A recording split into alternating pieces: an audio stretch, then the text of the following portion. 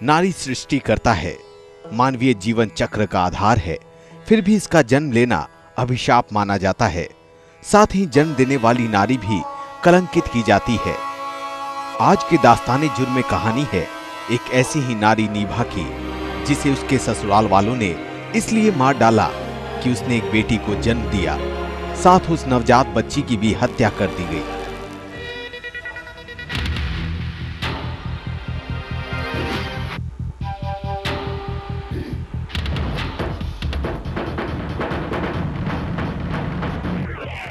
दानापुर थाना क्षेत्र के मुबारकपुर निवासी सुरेंद्र प्रसाद सिंह ने अपनी इकलौती बेटी की शादी दिनांक 3 मई 1999 को बीटा थाना क्षेत्र के कुरियापाली निवासी महेंद्र सिंह के पुत्र सुनील सिंह के साथ की थी। सुनील सिंह की कोई अस्थायी नौकरी नहीं थी, वह छिटपुट रूप से अस्थायी तौर पर बिजली का काम करता था। 3-5 को बारात थे। लड़का ऐसे टेम्पोररी बिजली का काम करता था। अपनी शादी के वक्त निभा न जाने कितने सुनहले सपने संजोए थे। अपना घर बसाने की ललक थी, पर सारे सपने एक एक कर टूटने लगे। शादी के बाद शुरू के दिनों में ही सपने टूटने की झलक दिखाई पड़ने लगी। उसने तो तब तक अपनी ससुराल के घर द्वार भी अच्छी तरह नहीं देखे थे, इसलिए ज्यादातर अपने कमरे में ही रहती थी।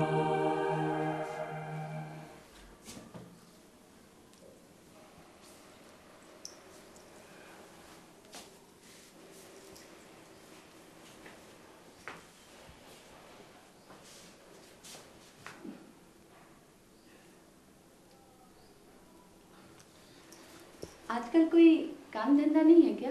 है तो,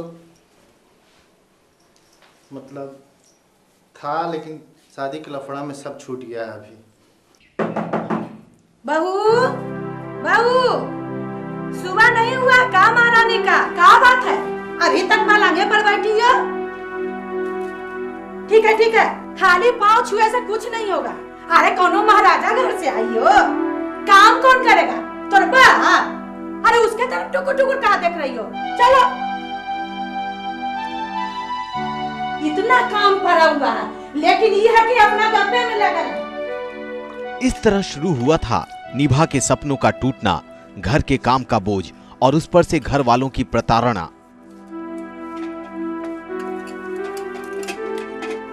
अरे ओ महारानी, 4 गो बर्तन में से में सुबह से शाम करेगी का? ले, ये भी मैं। सुन, जल्दी से मैच के और काम करना है, जल्दी आ। फूल कुमारी है। हर हमेशा उसके ससुराल वाले उसे मानसिक रूप से प्रताड़ित करते रहते थे, उसके लिए मुश्किलें खड़ा किया करते थे।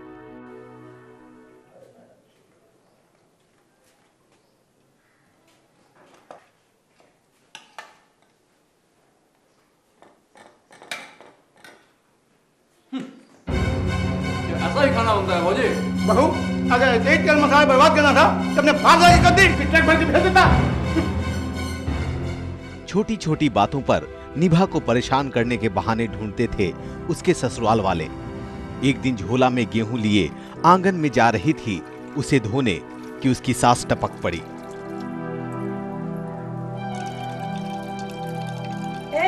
यहाँ क्या कर रही है? वो गेहूं धो रही थी माँ जी, छत पे सुखाना है। जब छत पर सुखाना है तो यहाँ क्या धो रही है? उठा गेहूं, पानी भी ले जा ऊपर धो के सुखा। जी माँ जी। जी बाजी, टुक मेरा मुंह कहाँ देख रही है? हाँ? चल जा, जल्दी कर, जल्दी कर। जी माँ जी।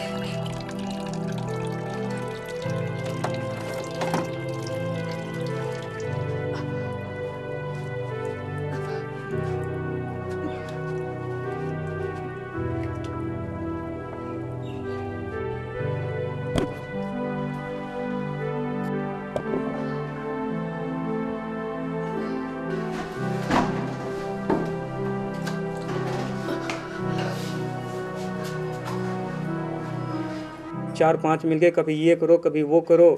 घर में भी उनकी जो सास थी इस तरह से थी ना, कि कहता ना प्रॉब्लम क्रिएट करना केवल। अब बैठे हो तो उनके सामने प्रॉब्लम क्रिएट कर देना। अब जैसे गेहूँ धोना हो, उनके यहाँ 3 रूम का छत भी है, तो गेहूँ नीचे से भी धो के ऊपर सुखाया जा सकता है, नहीं तो जबकि नहीं तो पानी ले चलिए ऊपर, सीढ़ी पर चरपानी ऊपर ले जाओ, ऊपर ही धुलाएगा, ऊपर ही सूखेगा। आप गेहूं को नीचे भी धो सकते हैं ना। नहाने के लिए पानी भर के दीजिए उनको, अपना कपड़ा भी वो खंगारेंगी तक नहीं उनकी सास। इतना कुछ सहते सहते निभा भीतर से उबलने लगी। इस कारण उसका दाम्पत्य जीवन भी प्रभावित होने लगा था। कैसे, जानने के लिए देखते रहिए दास्तान जुर्म।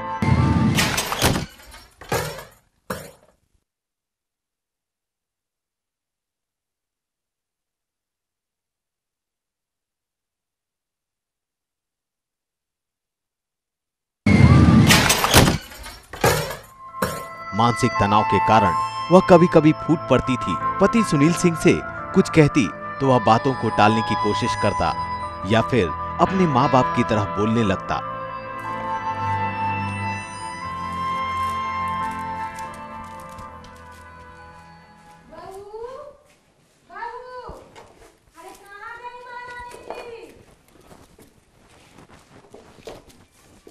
सुनती नहीं हो क्या?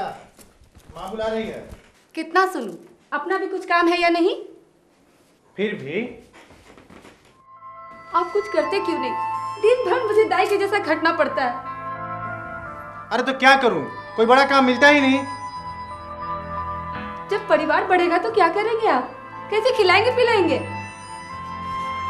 तो काहे नहीं अपना पापा से 50,000 रुपया मांग लाती हो, उसी से कुछ किया जाएगा। आपको शर्म नहीं आती ऐसी बात करते हुए? 1,500 रुपया कितना ले चुके हैं आप? हाथ पाँव सही रहते हुए का माँ बाप जिंदा हो, वो चला भीख मंगी करने। तब का हमारा बाबा मूर्ख है का? तो क्या मेरे माँ बाबूजी मूर्ख है जो एक निखट्टू आदमी को 50,000 रुपए दे दे?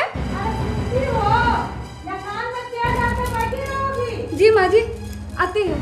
तंग करता था उसको, मारपीट करता था, गाली गलौज करता था। पैसा का 50,000 रुपया एक बार हमसे मांग किया था। कभी तो ये होता था कि 500 रुपया भी लेके आओ, ये कह देते थे वो लोग। या कभी 10,000 भी लेके आओ तो कभी मोटरसाइकिल चाहिए, ये चाहिए, वो चाहिए। समय बीतता गया। निभा ने एक बेटी को जन्म दिया और नाम रखा आरसी। बेटा की उम्मीद लगाए निभा की सास निभा द्वारा बेटी को जन्म देने पर उसे बराबर कोसती रहती। लेकिन इसमें निभा का क्या कसूर था? पर उसकी सास उसका जीना हराम किए रहती। अरे अकल मुही, ऐसा ही झाड़ू लगता है? बच्चा के द्वार में ले लिया, झूठ मूठ के ऐसे कर रही हो। अब बर्तन कौन मैसेगा? कखनी मैसेगी बर्तन? इतना क्या सुनती है? तब माथा खराब करके रखती है। खंजा।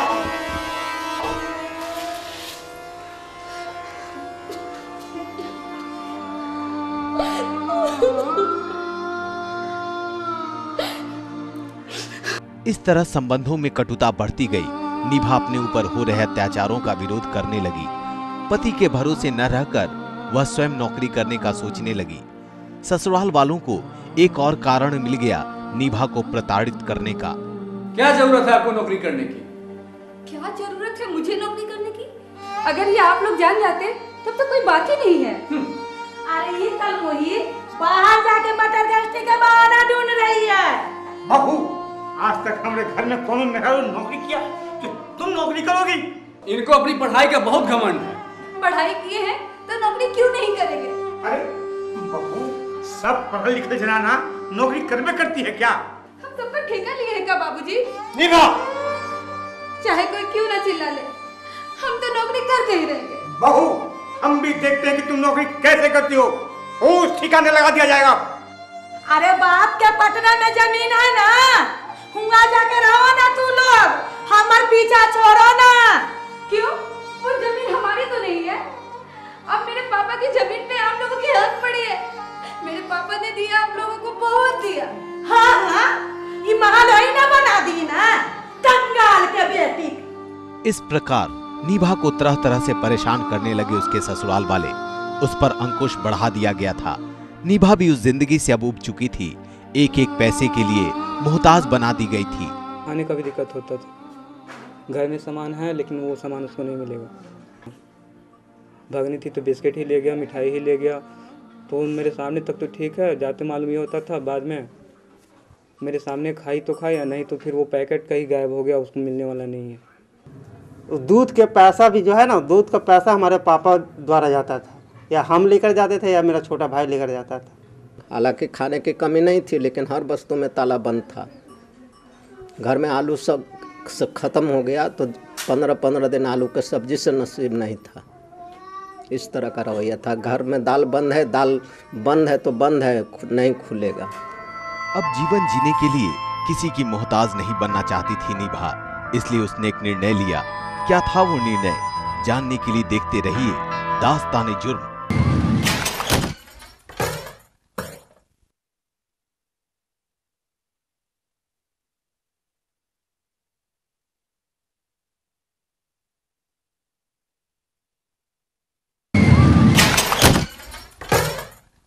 निभा को स्वयं नौकरी करना जरूरी लग रहा था और वह लग गई थी किसी नौकरी की तलाश में। और इसी भागदौड़ के सिलसिले में निभा अपने नैहर गई थी। 29 जून 2004 को वहां से उसे अपने सर्टिफिकेट्स लेने थे। 2 जुलाई से उसकी ट्रेनिंग शुरू होने वाली थी। सेवका के पद पर उसकी नियुक्ति हो गई थी सर, और उसी सिलसिले में वो बिठा आती जाती थी। उस दिन 29 तारीख को यहाँ मेरे यहाँ आई कि इसकी आज भेंट न होले पापा बराबर से, कल फिर जाना है। कल होकर के फिर गई 30 तारीख को। उस दिन भी आई शाम को, तो हम पूछा कि क्या हुआ बेटे। हाँ, तो आज भी बराबर नहीं आया। फिर 1 तारीख को गए और 1 तारीख को यहाँ फिर लौट गए। क्या हुआ दिनांक 1 जुलाई 2004 को? कैसे हो गई निभा एवं उसकी बेटी की हत्या? वो लोग धन के लोभ में सिर्फ हमारी बेटी को मार दिया है। पूछा कि कैसे हुआ तो नहीं बताए। फिर डराए धमकाए हम, तो बोले कि मेरे भाई मनोज कुमार और माँ जो मतलब भगनी का जो सास हुआ, वो लोग मिल के मारे हैं। उसमें उसका देवर का नाम था मनोज कुमार, भैंसुर का नाम था अरविंद कुमार, ससुर थे महेंद्र सिंह, सास थी संयुक्ता देवी। पति का नाम उस दिन हमसे भूल से छूट गया था, बाद में हम प्रोटेस्ट किया है उनका भी नाम जोड़ने के लिए, सुनील कुमार का। बच्चे नातनी जो थी उसका तो सिर और गर्दन मरोड़ा हुआ था, और दूसरी बेटी को उसने कोई केमिकल खिलाया था जिससे नशा में हो जाए, बेहोश हो जाए, और बेहोशी के हालत में उसको नाक बंद कर करके मार दिया है। 2 जुलाई 2004 की सुबह किसी ने निभा के पिता को खबर दी कि निभा ने जहर खा लिया है। उसे लेकर लोग कुर्जी अस्पताल गए हैं। यही बयान दर्ज है FIR संख्या 167/2004 दिनांक 2 जुलाई 2004 में। उसके आगे निभा के नैहर वालों के अनुसार वे सभी कुर्जी अस्पताल पहुंचे तो वहां कोई नहीं था और न ही कुछ एंट्री दर्ज थी। लौटती में राजनारायण द्वार दानापुर के पास मिली एम्बुलेंस जिसमें दोनों लाशें रखी हुई थी। वो जानकारी हमको दिए कि आपकी बेटी जहर खा ली है। हम कहा कि कहाँ है, तो कहें कि अभी कुर्जी हॉस्पिटल पहुंचने वाले हैं या पहुंच गए होंगे, यही हमको जवाब मिला। दोनों लड़का हमारा गाड़ी से निकाल करके गए, कहा कि जा करके पता कीजिए कुर्जी हॉस्पिटल में क्या बात है। ये लोग कुर्जी हॉस्पिटल गया, वहाँ कोई एंट्री वगैरह नहीं था। ये लोग पुनः लौट करके आ रहे थे तो रास्ते में दानापुर गाफ्तर के पास राजनारायण द्वार है, जहाँ उधर से आने में दाहिने साइड, इधर से जाने में बाएं साइड में एक एम्बुलेंस खड़ी थी, और वहाँ उनकी मौसी, लड़के का मौसी खड़ी थी, जिसे देख करके ये लोग गाड़ी रोक दिए, घुमा करके गए एम्बुलेंस के पास। देखा गाड़ी में दोनों का लाश पड़ा हुआ है, बेटी नतनी का। ये लोग बेहोश हो गया, गिर पड़ा। होश जब तक संभाले तब तक वो लोग वहाँ से चले गए थे, सिर्फ उसका पति वहाँ था।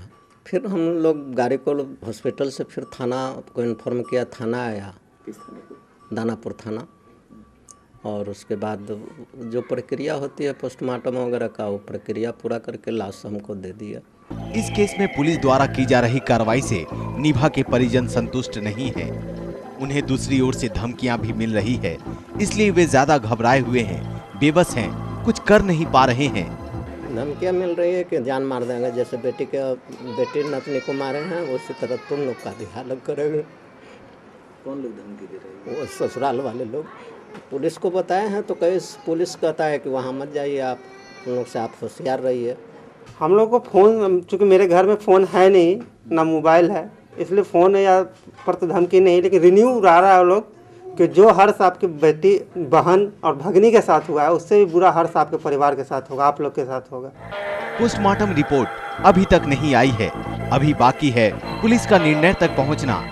तो अभी तो रैशनल जो है सो एग्जामिनेशन होगा, क्रॉस एग्जामिनेशन होगा, उसके बाद ही हम लोग किसी डिसीजन पे पहुंचेंगे। अभी फ़िलहाल तो किसी डिसीजन पे हम लोग पहुंच नहीं पाए हैं।